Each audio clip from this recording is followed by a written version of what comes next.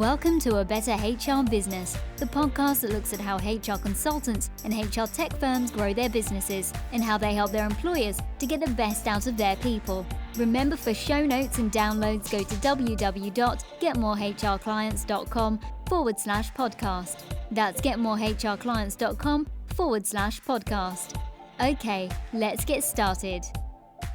Hello, welcome back to the show. Great to have you along. And I'm really looking forward to today's conversation with Judy Corner. Judy and I have met several times. We know each other well, and she's a wonderful person and an expert in the area of mentoring.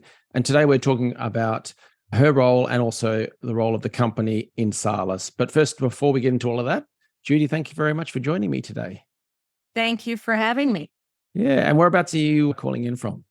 Well, I'm actually located in Florida, but the corporate offices are actually near Richmond in Dallas. Very good. Got it. So yeah, I alluded to the fact that you're very experienced or knowledgeable in the world of mentoring, but I've kind of joked previously that you're almost like the mother of modern mentoring. So for context, and before we get into Insala and how Insala's mentoring services and technology work, can you give me a background to explain why you're so pivotal in the world of mentoring? Well, first of all, it's a subject I believe in. And I've been involved in the mentoring field for well over 35 years. So when you call me the mother of mentoring, I'm okay. And I really am.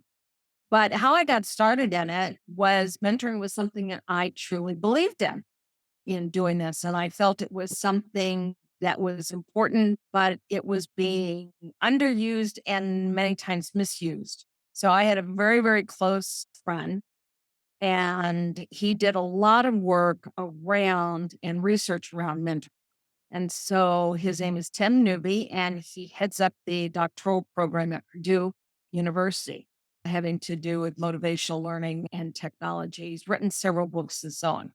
So I had a long talk with Tim, told him how I felt about mentoring, again, underused and misused. And so he and I started taking some of his research, and I was melding that with practical application. In other words, it's great to do mentoring, but you also have to realize that in organizations, you've got managers that have got 20 people they're managing and 4,000 things they have to do a day. So you have to give the practical application to it. So that's how we got started. And it's just been my favorite topic since. Brilliant. So the world of HR has, expanded over time, but then you add on top of that technology, and that's expanded even further. So you've got all kinds of stuff like pulse surveys and communications tools and apps and all sorts of stuff. What is mentoring and where does it fit into the employee development cycle? Well, actually, one of the things that I talk about is the fact that the good news about mentoring is it's thousands of years old. And the bad news about mentoring is it's thousands of years old. And the reason I say that is because, you put 20 people in a room and you've got 10 to 12 different perceptions regarding what a mentor is, what a mentee is, and what mentoring is in doing that. But actually, as a HR function and an element for development, mentoring is a baby. I mean, you think about HR functions, and we've been doing performance management for decades upon decades upon decades. We've been doing succession planning for decades upon decades upon decades. But mentoring, we haven't been doing it that long in the corporate world. So it's really quite a baby, but it's coming up fast. One of the things that has been quoted for quite a long time is that 71% of Fortune 500 companies actually have mentoring programs within their organization. Like I said, that's been a statistic that's been there for a very long time. And there's been several organizations that have done some independent studies. And actually, that figure is up to about 86%. Now, again, these are independent studies, but it shows how mentoring really has evolved and is coming into its own. Absolutely. And so where does technology fit into that journey? If you're putting a mentoring program together, we have a process we take clients through. It's called Plan, Implement, Evaluate, Manage, the PIM model. And that M, manage, is you have got to have some way some type of technology to manage your program. If you don't, it becomes what I call an administrative nightmare. You've got to have some kind of technology to help you on the matching and pairing and the tracking, reporting, ways for the mentor and mentee to communicate. I can remember years and years and years ago that organizations were trying, to match 100 people. And I couldn't figure out, why are you doing that, in that way? And think about it. You start matching, the first 25 or 30, and boy, you're really being, conscientious about it. And I'll get down to that last 25 or 30. And it's like, oh my gosh, she's left on the list. And so you've got to have a technology tool to help you. Yeah. Especially with a large organization, that makes sense. And also tying it in Yes. with development plans and all sorts of stuff like that. There are different types of mentoring programs, right? It's not just let's get someone senior and partner them with someone junior and then they learn stuff. Quite honestly, we suggest you stay away from that hierarchical type of mentor. Mentoring basically is I've got an individual who's the mentee and they need help in something. And then we define a mentor as an individual who's got knowledge or experience, who's willing and able to share that knowledge with another. Now, the two most important words in that definition are willing and able. The willing means that the mentor is committed to helping the individual, to working with them, to taking the time. But the able is also very important. One of those historical misperceptions around mentoring is if somebody was just good at what they did, they'd automatically be a good mentor. We're saying, nope, that's not true. Because it takes very different skills to be good at doing something than it does to be able to impart that knowledge to another. So you've got this individual, the mentee, who says, I really need help here.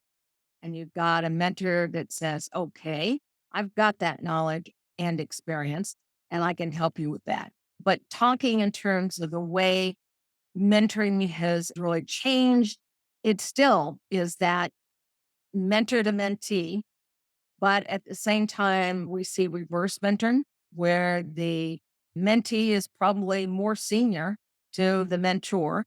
And we see group mentoring or what we call mentoring circles. You're seeing it used for a lot of different areas: onboarding, succession planning, career development, leadership development, skill development. So again, it's come a long, long way. Yeah. I'm seeing some great stuff in mentoring for diversity and inclusion sort of areas. And it's really good for DEI. It's good for career development. It's good for onboarding and retention. I mean, we talk about recruiting all the time, but once you get them in, don't you want to keep them? So, retention, we find employee surveys and making sure they're much better in doing that. And like you said, DEI initiatives. Absolutely. Yeah. I just love the concept of mentoring because whether it's Gallup or any other survey that's out there, you'll always get feedback from your workforce, from the people within the workforce that they want to have to be listened to learn, to develop their careers. It's always there. And it's not always just about buying them a course or something like that. It's No. they love learning from other people and sharing knowledge, but it's also that internal knowledge. It's the history of a sales account, for example, which you're not going to learn from an external program. So that's why I think the internal mentoring is so powerful. Now, you guys at Insala are kind of unique. So a lot of companies, they focus on, we just do technology, plug it in, off you go, Yeah. it works. Or we are a pure consulting firm, we'll consult, whereas you have a mix. Can you explain how that works? We believe at Insala that we provide human resource solutions. And that solution can be consulting, it can be technology. We really believe in pairing the two together. I mean, like you said before, we're in a technology world and trying to do certain things without it is just not possible or the hard way to do it. But you got to be ready for it. In other words, as I mentioned, we have a model that we use called plan, implement, evaluate, and manage. Too many people want to start with implement and forget about the planning. So if you do that, though, you're missing a whole big bunch. How are you going to tie this to organizational objectives? How are you going to measure results? These are the kind of things that become important, or your senior management, next time there's a budget cut, guess what's gonna go in doing that? You've got to be able to put programs together that support your organizational objectives, not just the objective in the mentoring program, but your organizational and business objectives. And what are you going to do? I've always said that you wouldn't ask anybody to take on a role that, number one, you didn't inform them what that role was all about. Number two, you didn't find that they were skilled to take on that role. And number three, give them some training. Mm, So we seem to forget that when it comes to being a mentor or a mentee. absolutely. I mean, I was telling my kids the other day about Beethoven, an absolute genius, but what an ogre. There you go. That's what Perhaps I not the best mean. mentor. Yes, the willing and the able to do Yes, that. I mean, not everybody can be a mentor. In fact, one of the things we really caution organizations on is when you're rolling out your mentoring program, don't let just anybody be a mentor. If you do, you're liable to have some bad element. But the fact that they are either willing or they're not able to do that. When individuals start going around saying, okay, who would be a good mentor? It's based on those people that are good at what they do, not those people that would be good at imparting knowledge to others. absolutely. Now, just about the Insala software itself, can you explain to some of the bells and whistles, what does it actually do for a company that says, right, it's time we want to roll out a mentoring program, whether that's a pilot or a full scale mentoring system or program? What does the platform do for them and how can they use it? First of all, I'm going to give everybody here one piece of consulting advice. Don't ever call it a pilot. And the reason we say that is because many times the word pilot kind of says, we're going to try it, see how it works. But it doesn't work. So you don't have the commitment. We suggest you use phase one. And we've seen this with many organizations, is when you say phase one, people that weren't a part of the phase one, and they understand many times that, we got to get our arms around this thing. So they're okay with phase one. But if it says phase one, that leads you to believe there's going to be a phase two. And the next reason we suggest you do that is that begins to give it a sense of permanence, that this is going to be a part of our organization and is our culture. It's not the flavor of the month type of situation. One of the most important things is going to be your matching and pairing. You've got to make sure that you've got good mentors. So again, all these things that are set up ahead of time. And where's the areas of expertise? First of all, what are the areas of the organization that will help support the organization you're mentoring? And then who are the people that have that expertise and who are the people that need it? So probably the very first thing that you get with a technology tool is that ability to help match and pair in what you're doing and Right. making sure that everything is together there that's unique. But past that, then you want a way for the mentor and mentee to communicate. You want the mentee to be able to set goals and objectives. You want to be able to track those goals and objectives. Are those goals and objectives, again, helping the organization meet their business objectives? And then you're going to want to be able to report, because I'm telling you, people want to know, what are we getting out of this in doing that? So that reporting and that tracking becomes incredibly important. I'd say if somebody said, what's the biggest routine you need? Technology, I'd say matching and pairing and tracking and reporting. Absolutely. Now, software does a whole lot more than that. But like I said, I think those are the two most important. Yeah. And from just the internal HR perspective, that they are called upon to report on the progress of programs, and they do not want to be dragging bits of paper and data from different locations and try and cobble together some sort of report when you can click a few buttons and just get it done, right? Yeah, I remember quite some time ago in the beginning, somebody saying it was the difference in bringing together 5 or 6 spreadsheets and then put those together, then to another spreadsheet for reporting, and being able to push a button and say, this is what I need. Oh, wow. Yeah, been there, done that. I actually broke a computer once doing one of those reports. So yeah, that's nice to hear that we've moved on. So on the business growth side of things, what do you guys do to get the word out about Insala and the different components or HR software elements that you offer? Yeah. And again, mentoring is my main focus of what I do. And we have technology to support things around coaching. and career development and all of these others. Again, we're a solution provider. And thinking in terms of that, what we do is we do webinars. In fact, we have one coming up on that first Wednesday in May, and we're going to be doing a webinar then. And it really is talking about how to take your mentoring program from good to great. Because some Nice. people have a mentoring program in place, and how do you take that from good to great? And then for other organizations that are thinking about starting one, we want to get you to great, as soon as you start.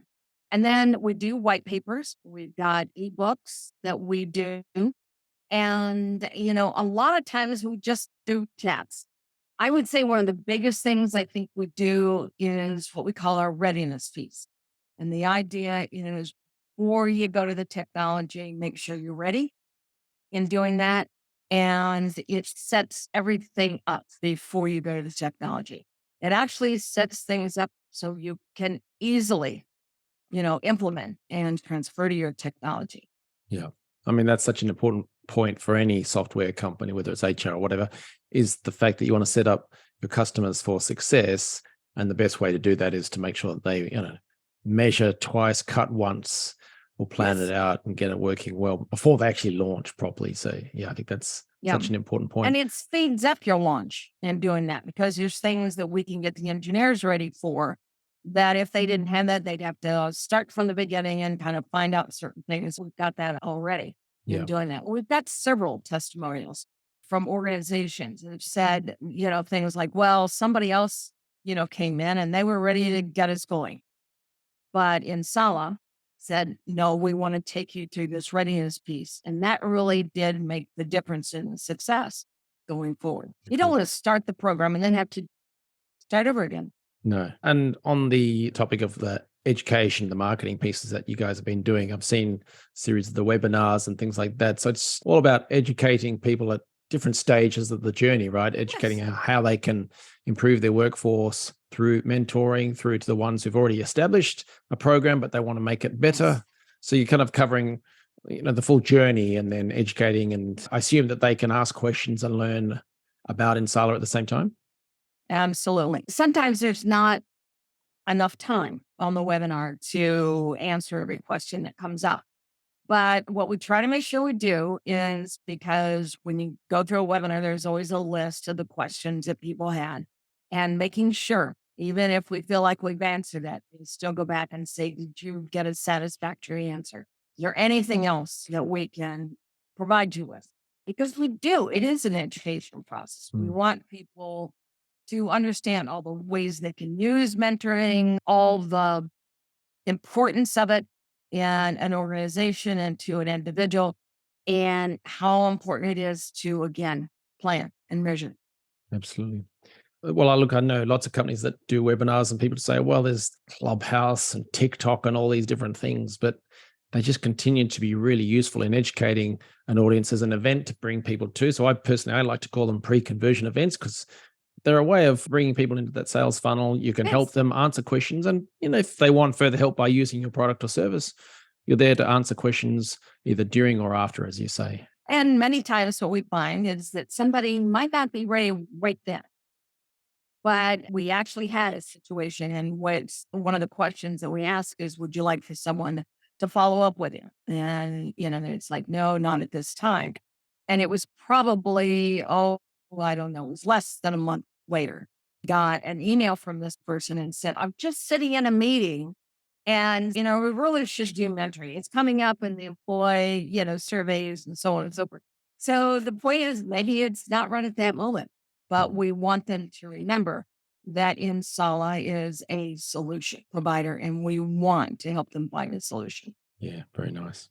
And the fact that they've seen a face to the name, to the company, to the product, to the service, it makes it stick better rather than some solitary blog post or solitary post on LinkedIn. So We hope so. Yeah, a lot more immersive. And like I said, I joked that you're the mother of modern mentoring. So they should be turning up to your webinars because they can learn a whole lot, that's for sure. And I know you guys help lots of very successful companies, not just in the mentoring space, but in the different product spaces, coaching and career development, for example. So yeah, you've got a lot of wisdom to share. And as I said, it's the technology as well as the consulting. So you've got tips and tricks, including don't call it a pilot, call it phase one. So Yes. please do make sure you send the invoice for that piece of advice to me after the show. Any final advice, Judy, on what employers and companies should do if they're thinking of developing their workforce firing via the mentoring path? Well, one of the things you brought up before had to do with, mentoring is education. I mean, I can't think of a better way to onboard, individuals that are going to become part of the organization. I mean, the things that they can learn. So, if you onboard with somebody that has the knowledge and experience and is willing and able to share it in doing that, that keeps you from stubbing your toe a lot. It gets you up to speed faster. I mean, you can do all the HR and personnel introductory programs. And it's like trying to drink from a fire hose, when you're going through that and you just don't remember it all. But if you've got somebody, and we've heard them call everything from mentors to buddies to, everything else that can help you when you're new to an organization, can let you know about the organization's culture. I may be going into a job and I'm fully skilled because I did that before, but those skills look different in this organization, in this culture. Having that kind of knowledge when you start is absolutely invaluable. Yeah, definitely. Well, Judy, you've shared a lot of great advice, insights, and it's great to learn more about Insala and the products there. If people want to learn more about Insala and potentially either refer business, become a customer, or something else, what should they do next? The next thing they want to do is go to www.insala.com. And there's a way there that you can connect with us, whether it's a demo or just saying, I'd like to know more, or I'd be glad to answer your questions if you send it to jcorner, JCORNER at insala.com. Easy peasy. So yeah, check the show notes for the website and Judy's email address. But yeah, fantastic. And thank you very much for sharing your time today, Judy. I really appreciate it. Thank you, Ben. Thanks for joining us today on A Better HR Business, the podcast that explores the world of HR consulting and HR tech businesses. For show notes and downloads, go to www.getmorehrclients.com/podcast. That's getmorehrclients.com/podcast. Remember to subscribe and share the show with any friends who are busy growing a HR business. Thanks and see you next time.